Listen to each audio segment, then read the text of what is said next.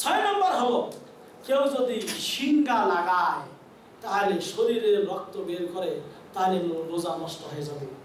এই ব্যাপারটা একটু মতভেদ রয়েছে। যে মতভেদটা কি? রাসূলুল্লাহ সাল্লাল্লাহু আলাইহি ওয়াসাল্লাম কিন্তু নিজেই রোজা থাকা অবস্থায় শিঙ্গা লাগিয়েছিলেন। এর দলিল আছে বুখারী শরীফের হাদিসে 1938 নম্বর হাদিসে এই দলিল রয়েছে। কিন্তু সহিহ এবং জোরালো মতামত যেটা সেটা হলো শিঙ্গা লাগার কারণে রোজা নষ্ট হয় না। তবে এই একান্ত যদি আপনার জরুরত না হয় এই কাজগুলি রাতের মধ্যে করবেন, দিনের মধ্যে করা কি নয় উচিত। শিঙ্গা লাগা বোঝেন কোথাও ব্যথা হয়ে গেল, খুব করে রক্ত মানে বিষাক্ত রক্ত বের করা, এটার নাম শিঙ্গা লাগা।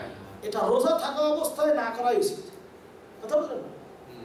কারণ যে ব্যক্তি লাগায় তারও রোজা নষ্ট হয়ে যায়, তার মুখের ভিতরে রক্ত যেতে পারে। কথা বলেন না?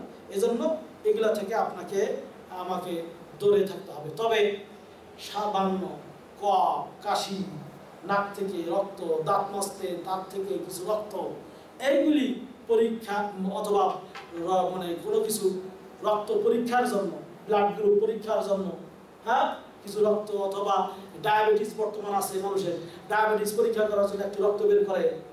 কথা বলেন না? এরকম একটু রক্ত বের করলো তাতে আপনার রোজা নষ্ট হবে না। শেখ মোহাম্মদ বিন সালেহ আল উসাইমিন রাহিমাহুল্লাহ তিনি একটি কিতাব লিখেছেন মাজালিসুল শাহরি রমাদান।